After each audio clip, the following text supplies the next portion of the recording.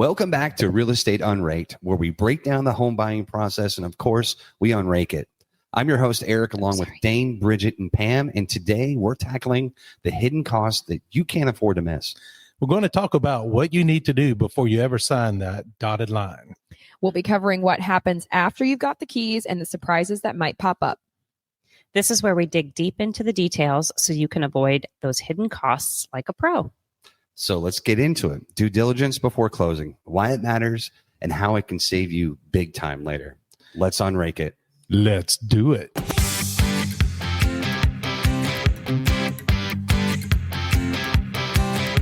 All right. Hey, everybody.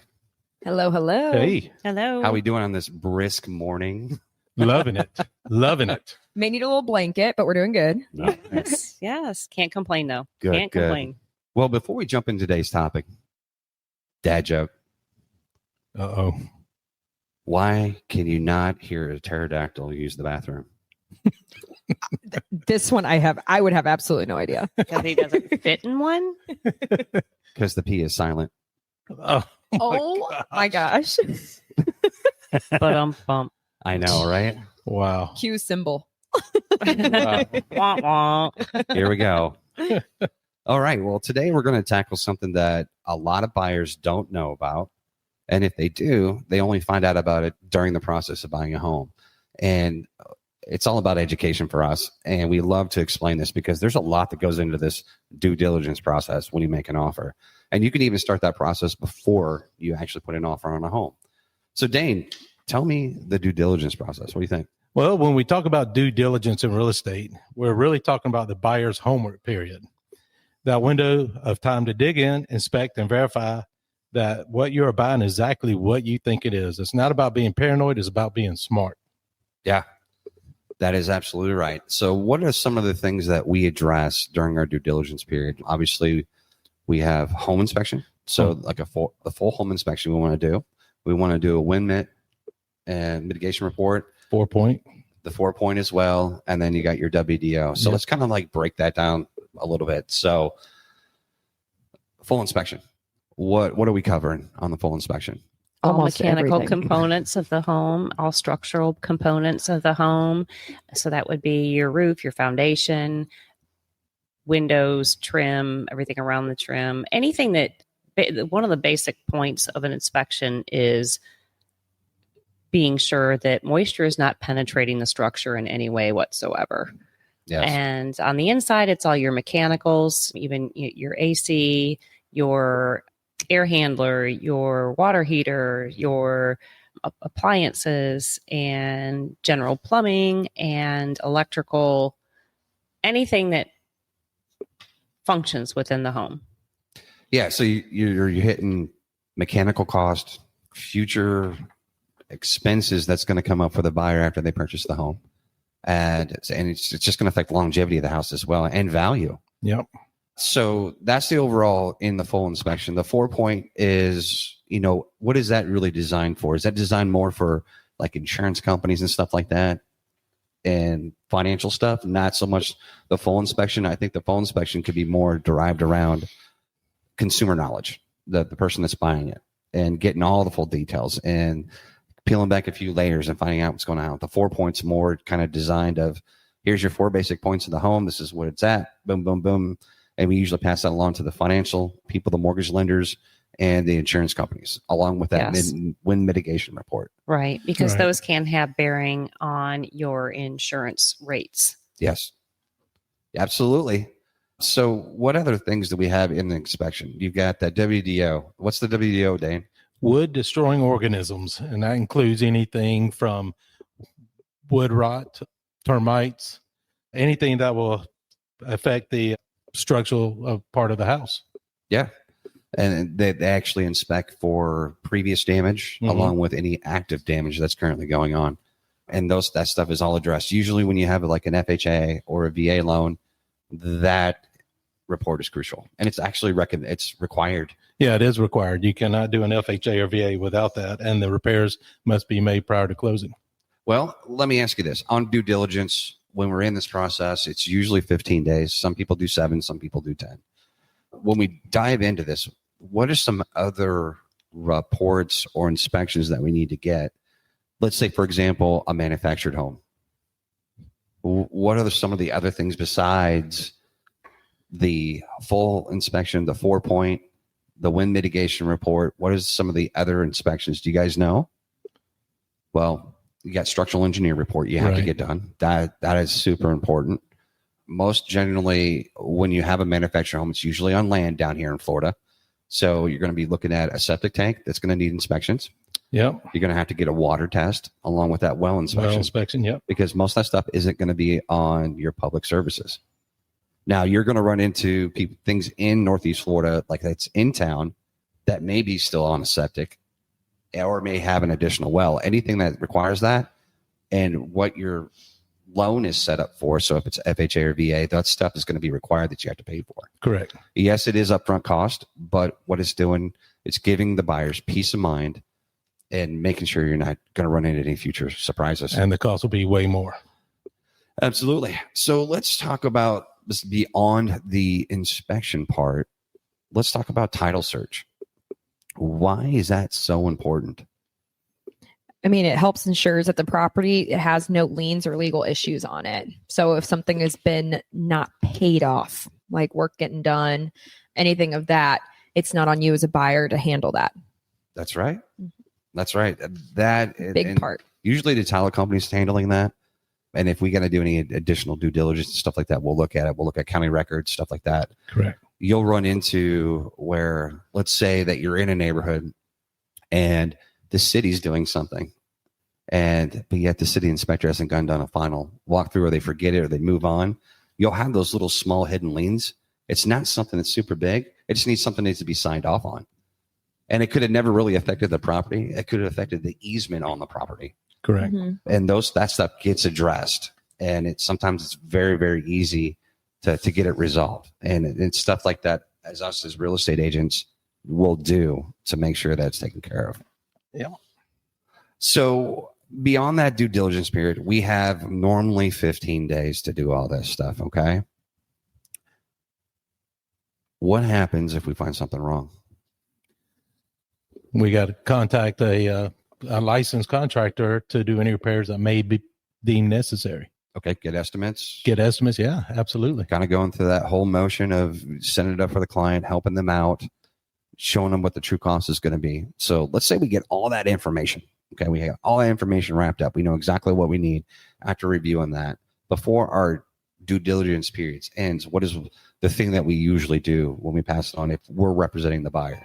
We request of the seller to expedite these repairs ahead of closing, or negotiate an allowance to enable that Correct. to be done, or price reduction.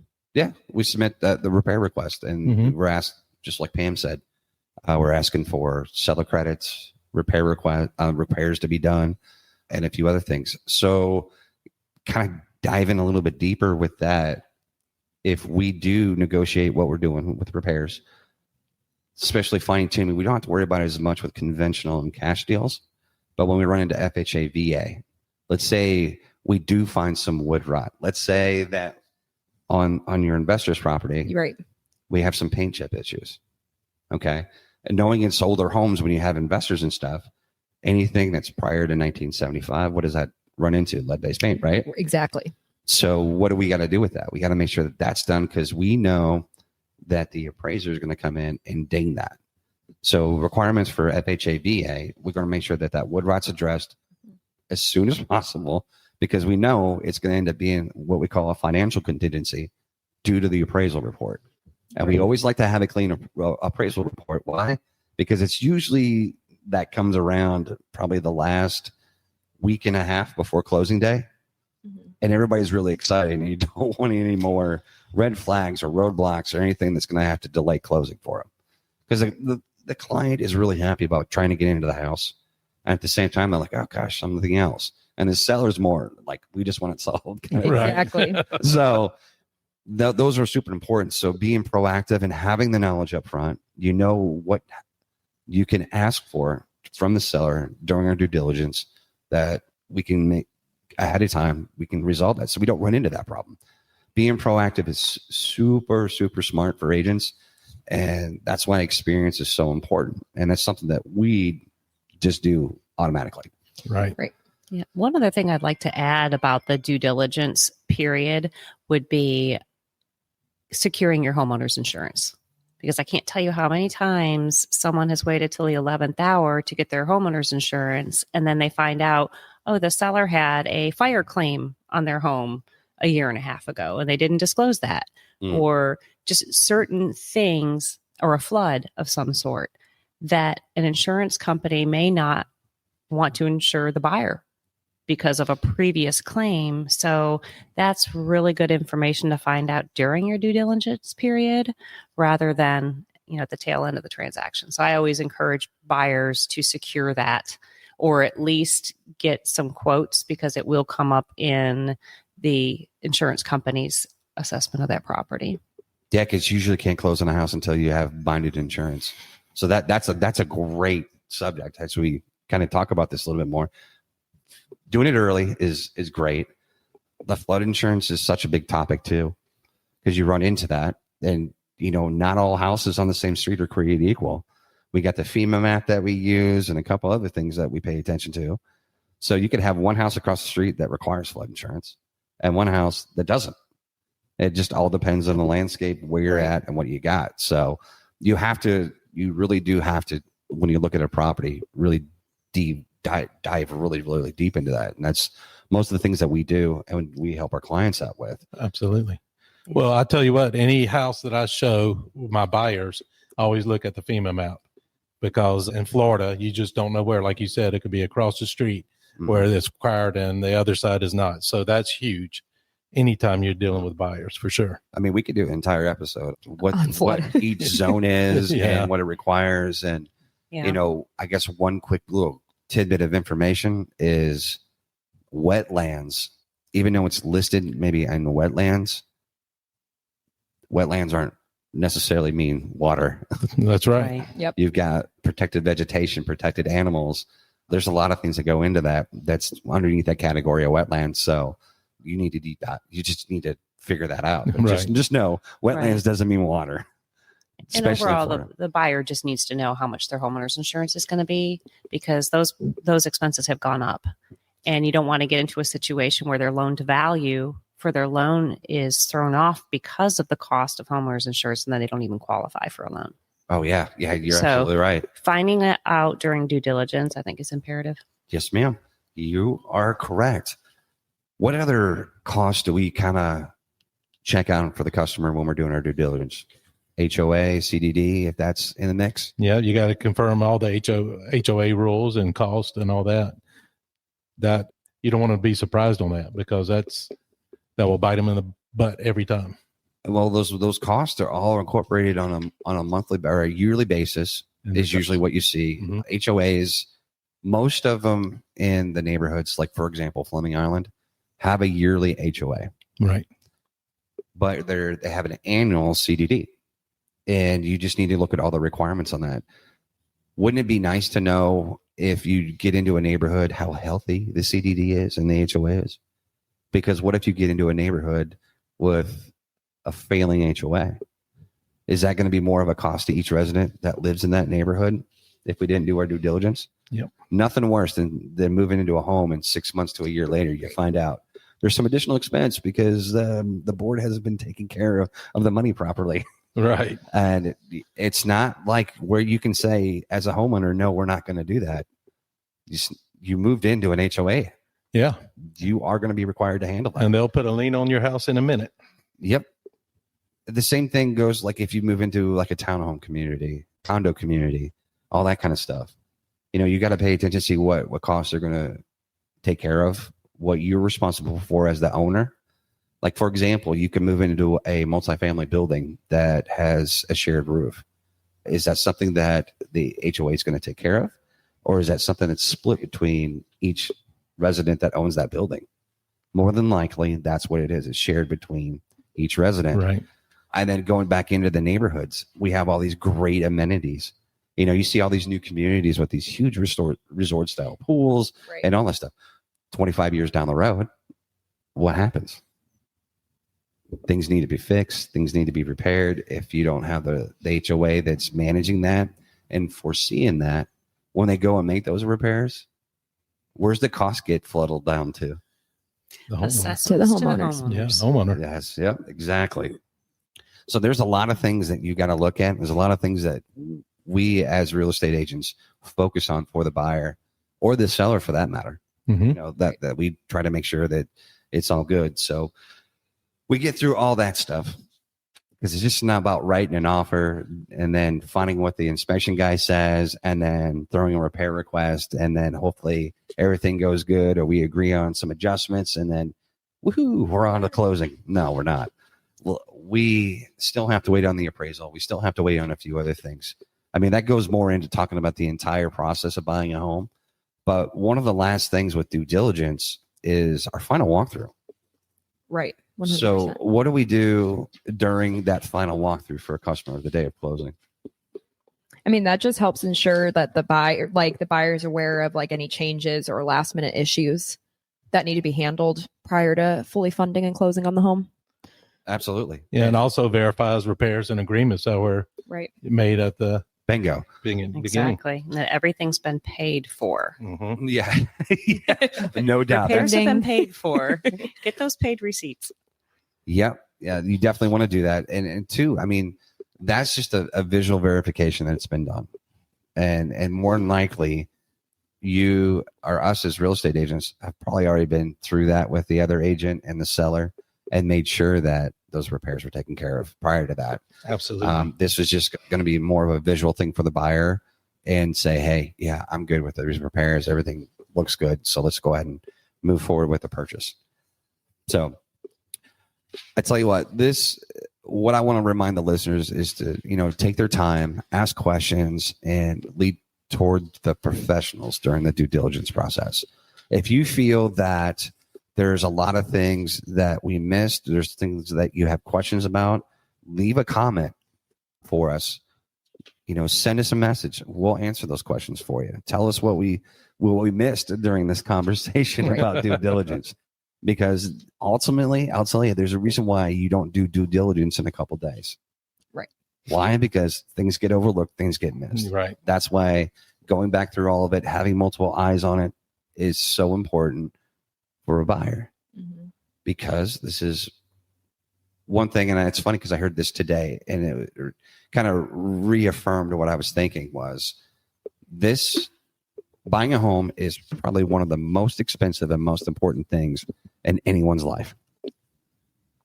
So why not have a bunch of eyes on it, a bunch of opinions on it, come to a good conclusion and take care of that? 100%. Absolutely. All right. Well, let's jump into the featured area of this week. And we are going to focus on Nocatee. Nocatee is an area that's super popular. It's across the river from Clay County, and it has a lot of new construction, a lot of businesses. Dane, what do you think about it? I think it's a great community. It's the location you can't beat. It's between Jacksonville, St. Augustine, and it's one of Northeast Florida's most desired, master plan communities. And the housing ranges from townhomes, starting at 400,000 basically to $1 million homes. So there's a wide variety for everybody out there, and the amenities they have out there are second to none. Yeah, I was going to highlight those amenities there at Nocatee because those are newer communities and everything like that. Again, buyers, watch out for HOA, Yeah. right? Like we talked about. Oh, we got the backs. Don't worry about that. But it is unreal when I drive through those communities. It is like you are living in your own paradise in Nocatee. Yeah, it's in like, some ways. yeah, it's a small town charm with Yep. resort style living. I mean, Mhm. it's hard to Exactly. beat. It really is. And then, you're less than 20 minutes from the ocean. Yeah. 20 minutes from the ocean. You got 9B that runs through there. You got 210 that runs through there.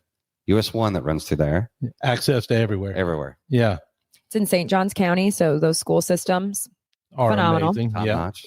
Top notch. I would say it's good for anybody really, but young families. I've noticed a lot of families down there. Family friendly, Mhm. golf cart friendly The whole community. area. Yeah. And you can take your golf cart up to the Publix shopping center where they've got restaurants and businesses and there's everything for a family to enjoy.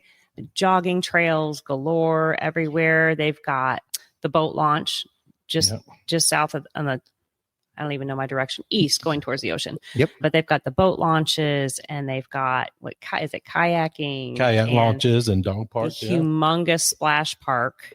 And then there are many of the communities within Nocatee have their own separate pools and clubhouses as well. And it's just, I mean, it's a paradise for families. It really honestly is. Agreed. And, it's Ponte Vedra. And then getting to the beach, you've got Michler's, you've got Ponte Vedra Beach, and take A1A up or down, up to Jack's Beach, down to St. Augustine very easily. So great location. It really is. Yeah, I mean, you can't beat that area. Golf over there is great. Yeah. You're starting to see a lot of these newer communities get into more of the golf cart community. I really wish Fleming Island would be that way. Yeah. Well, Eagle Harbor is, but you can't go beyond Eagle Harbor. You can't take your golf cart up On your golf cart, like you can't go on the road.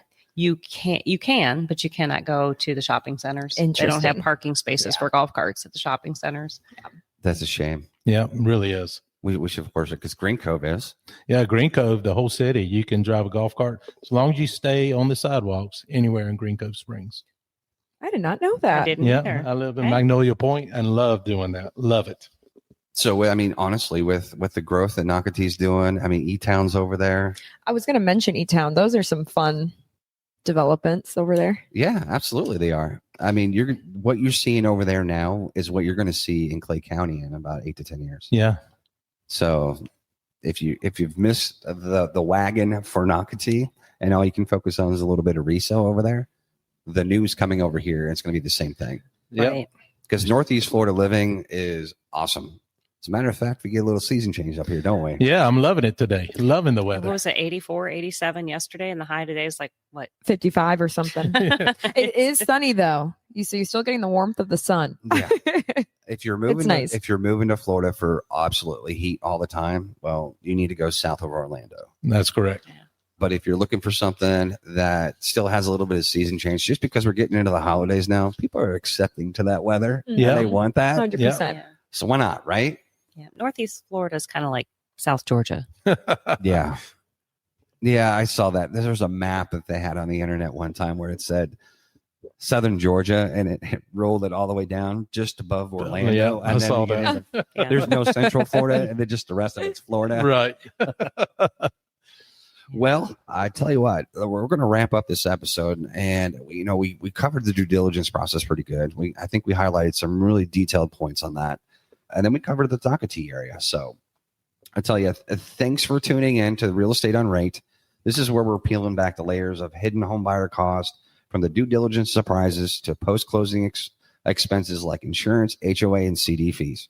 If this episode helped you avoid a costly mistake or opened your eyes to something you didn't know, do us a favor and share it with someone else who's house hunting right now. And don't forget, you can follow us wherever you get your podcasts, Spotify, Apple, Amazon. Just search Real Estate UnRaked and hit the follow button so you can never miss an episode. We're also on YouTube. Head over to the Rakers Home Group, where you will find community tours, home walkthroughs, and full video versions of this podcast. That's right. We're starting that today, actually. Yeah. I'm excited about that. Yeah, that's going to be cool. Put a Can't pic wait to to the see it. names and the voice. And we got a couple other things going on, which we'll talk about in our next episode. But as always, if you're ready to buy, sell, or just get honest advice without the fluff, you got the home team advantage right here with us. So next time, keep your questions coming, and we'll keep unraking the real estate world one episode at a time. We'll see you next week.